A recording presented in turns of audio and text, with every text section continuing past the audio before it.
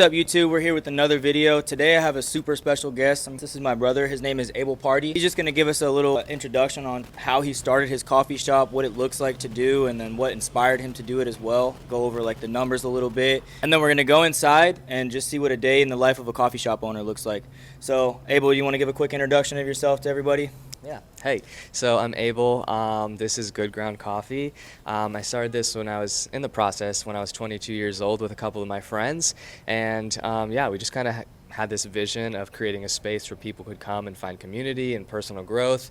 And growing up in this area, there's literally nothing like this. There was no cool coffee shops. We had Starbucks, no hate, but we just had Starbucks. And so we kind of wanted to create something where people could come after school, hang out with friends, study, and get really, really good coffee. And that's kind of the very beginning formations of Good Ground. So you spoke a little bit about location. Do you think that's the biggest thing that's going to make your business successful, or is that just something that happened to work out well for you in this general area? What did that look like for you? Yeah, so we picked downtown Fort Myers for a lot of reasons. Like, one of them is we grew up in this area, and so oftentimes after school we found ourselves downtown, and so we kind of really wanted to have a space down here because this is where we found ourselves after high school, so we thought it would be a cool space. But I definitely think that if you are starting a business, location is going to pretty much make or break your business. It's very important that you're in an area. If you don't have a parking lot that has like high foot traffic, and so because we don't have a public parking lot here, we want it to be somewhere that like people are going to be walking around, people are going to be moving about. So we're literally across the street from a parking garage. People are walking downtown all the time. So I think location is everything. Based on your experience, let's do the three most important things when it comes to a location that you would look for somebody else trying to do something. Yeah, three important things with location. I would say the first thing is probably high foot traffic. Okay. The second thing is close to other businesses. So there's this kind of saying in business is that business brings business. And so if you are in a plaza and stuff like that, I mean, we have a barber shop, we have a salon, we have a real estate office, we have a law office. So being not only in a high foot traffic area, but being close to other businesses is vital. And then just kind of being in a city center, I think, is really important. If you can get yourself into not just a plaza, but if you can get yourself into a city center, I think you're going to have a lot more success. Yeah, for sure. Yeah, and coffee and business goes hand in hand, so I think he's got the right location here. Let's say that the last thing as far as like location is find a hole in the market. So if you see that there isn't something like what you're trying to provide in a specific space, then it's probably a good place to do it. And so there's no craft coffee shops down here, so I saw that there was a hole in the market, and so this was the place to be because there wasn't anything else like it. Perfect. There you guys go. He's putting you on game already for free, so you better like the video. Let's go inside and see what a day in the life of a coffee shop owner looks like. Makes terrible coffee.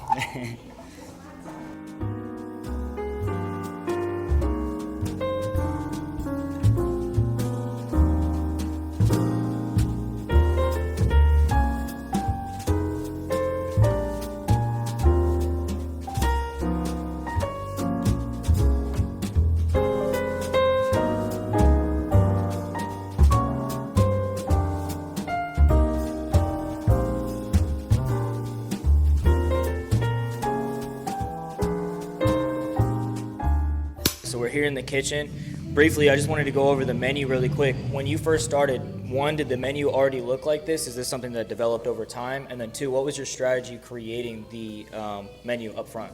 Yeah, so no, the menu didn't look like this. We've kind of had a lot of trial and error, seeing what things sold versus what things didn't sell. And so when we first started curating the menu, we kind of just had an idea of like things that we liked. And so we also pulled inspiration from other coffee shops and everything. So we did a lot of exploration before we formed our menu, and so seeing what other people offered, what flavors we liked, and then we kind of said, okay, so this is something that we enjoy and we think it would be popular among other people, just like simple flavors. We really appreciate simplicity, and so that was something that was heavily considered into the curation of our menu. It was just good like ingredients, nothing overly sweet, just something that's easy for people to understand, like it's white chocolate and hazelnut. That's it. And so our menu, like we redesigned it, we added some things, we switched to house-made syrups primarily, better quality, it's a lot more cost efficient. What was the alternative to house-made? syrups? So we used Monine, which is pretty well known across the world. Monine is a very large company that specializes in syrups and so many different flavors, and they do have probably the better quality among other pre-made syrups. But after trying house-made syrups from other places, we just decided, okay, wait, the quality is so much better if we make it ourselves, and it's also a lot more cost efficient. And so the quality control versus like cost control is a lot better managed when you're making them yourself. And so that's why we decided to switch over. Awesome. All right, so there you have it. Start off with a simple menu, and then as he said, trial and error. He puts a drink on there. If it works, it works. If it doesn't, out with the old and in with the new. Yep. Get rid of it and try something that does. Now that you guys can grasp the menu, let's go around and rotate over here to the money maker.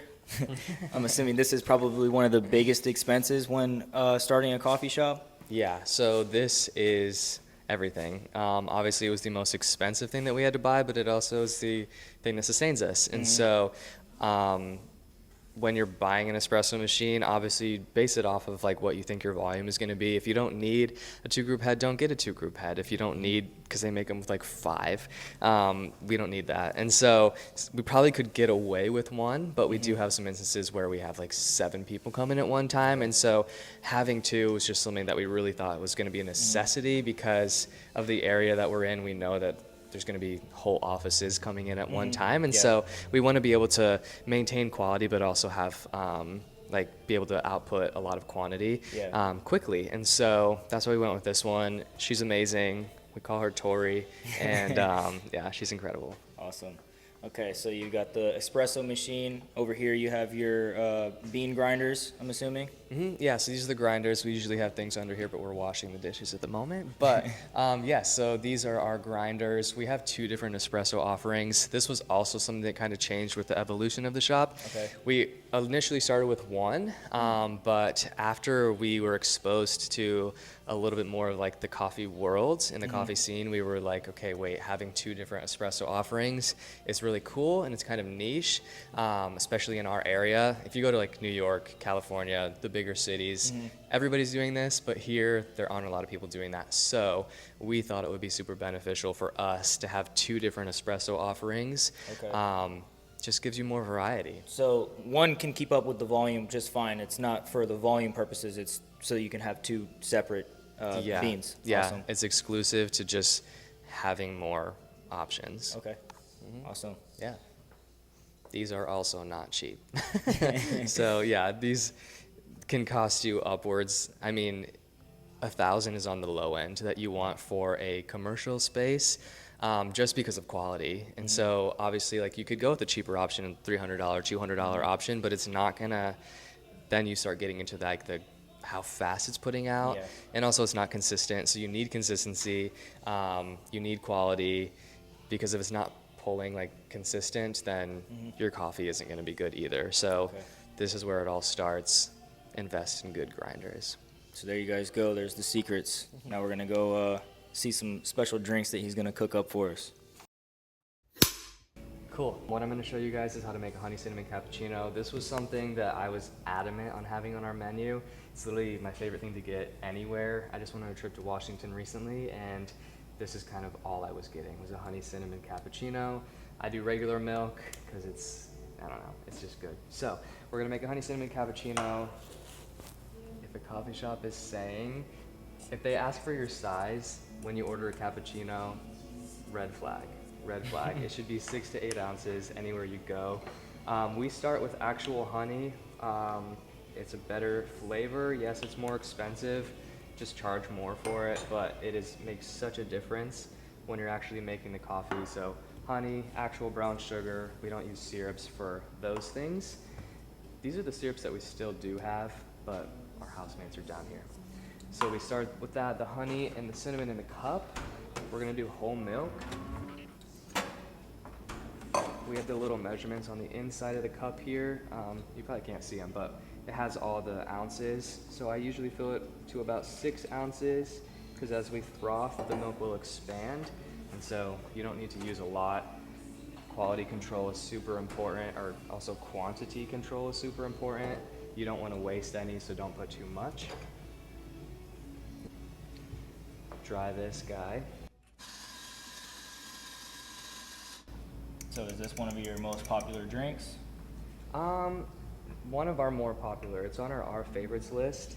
And so we have 3 signature drinks that we kind of highlight. It's a white chocolate hazelnut, it's a honey brown sugar latte, and then a honey cinnamon cap. So it's kind of just a wide range of drinks that appeal to a lot of different people. Okay. So do you have any staff, or is this sole proprietor? Yeah, so we do have a staff. It's a really small staff. We're not a crazy big operation, but do have 2 other people who work here throughout the week. So I'm full. We have 2 full-time and then 1 part-time. Okay. Yeah. Do you have to like teach them how to make all the drinks and everything like that? So in the beginning, yes. We try to hire with people with experience. I think it's really important that people have some knowledge coming into it. But yeah, we definitely teach people our way because every shop does it different. That doesn't mean it's wrong, it's just different. So yeah, we definitely train people on the way that we make our drinks. It's really important that everybody makes this drink the same way. Yeah, because if there's inconsistencies in the drinks, the customers are going to taste it. So we want to make sure that everybody's doing the same thing. So this looks amazing. Let's go ahead and zoom in on this really quick. And he was very generous. He's defying physics right here. It's hanging over the edge. Get that out of the way. So this is a cinnamon latte, you said? It's a honey cinnamon cappuccino. Sunny. Okay. Sunny cinnamon. Sunny cinnamon. Honey cinnamon cappuccino. All right. So let's go ahead and give it a try here.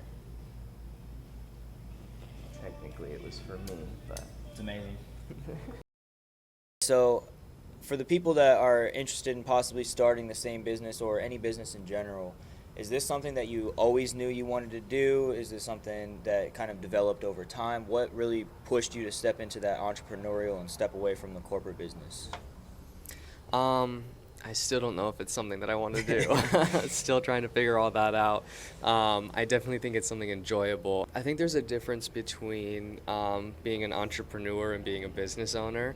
So in order to be, a business owner is just, okay, you have a business and it's something that you work at and something that you operate, but being an entrepreneur, that whole mindset is completely different than a business owner mindset, I think. Then it's like a lot deeper of a conversation, but I think in order to be a business owner, it's a lot simpler than being an entrepreneur, because if you're an entrepreneur, you're always trying to think of new ideas and thinking how to expand your business and thinking of cool concepts, collaborations, business partners, all those things kind of fall into this entrepreneurial mindset, which I still think I'm developing.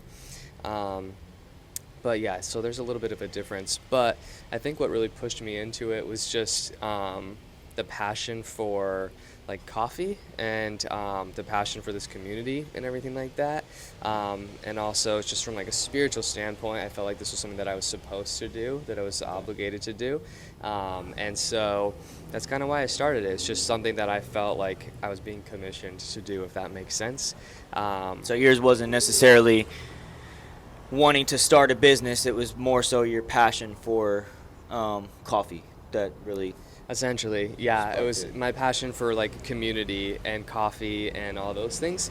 And so I think that's really like our mission statement, was to be a welcoming space that people could find community, personal growth, and rest, all centered around a good cup of coffee.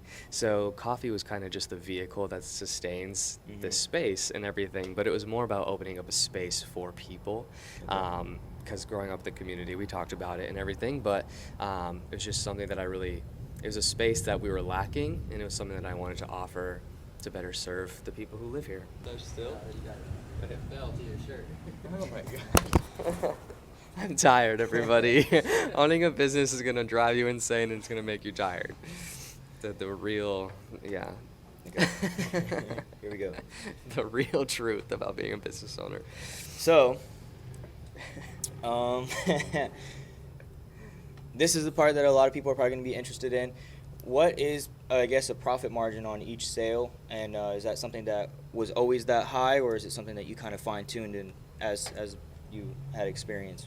Yeah, so I think going into opening up a business shop, there's all these, like, you write your business plan and all these things. So you have these estimates and you have these projections, but a good rule of thumb in pretty much the coffee industry. I'm not going to say the whole food and service industry because I've never owned a restaurant. I don't plan on owning a restaurant. But with coffee, the margins should be somewhere around 80%. Okay. And so that's something that you kind of figure out. So once you find all the products that you want to use and the roasteries that you're going to work with and all those things, then you kind of have to adjust your prices. So our prices have changed. We didn't start making that profit margin. It was something that we kind of had to develop because we're constantly changing our product and we're changing our menu and our recipe. So you have to be very mindful of like your cost of everything. And so, but the goal is to maintain 80%. Okay. Yeah. So when we were in there earlier, I saw a bunch of Amazon boxes. Is that where you get all of your inventory from? Is that something that you started off initially? What does that look like for you? Yeah, so we started with some of our products on Amazon, but because it's always changing, it's always evolving and everything, so even down from the cups that we're using, sometimes we change those. So we have a lot of different wholesale contracts, ones like web restaurant, restaurantware, Amazon. We just got a contract with West Elm Furniture, and so it's just like all these random things. But so Amazon isn't our only vendor, but we do have different wholesale contracts with a lot of vendors because it's important for profit margins that we don't pay retail price, that we pay wholesale price. So if you are starting a business, if you are running a business, most companies, especially like global ones like Amazon, they have business to business or they have business accounts, stuff like that, and you get discounts for signing up, and it's really, really simple. So Where do you sign up? How do you sign up? What do they ask from you for that? Do you have to be in business for a while, or is that something you can get like right off? yeah, Opening? so as long you can be in the business for a day. So as long as you have an LLC, as long as you have an EIN, some people ask for a website, so just have one of those. But as long as you have that information, you can literally get a contract with anybody. Awesome. All right, Abel. Well, thank you so much for having us. Beautiful dude. shop. Coffee was Thanks. amazing. Yeah. If you guys are looking for a local spot to come by for some coffee right here in downtown Fort Myers in Florida, highly recommend. So stay tuned, and we got more videos coming. Peace.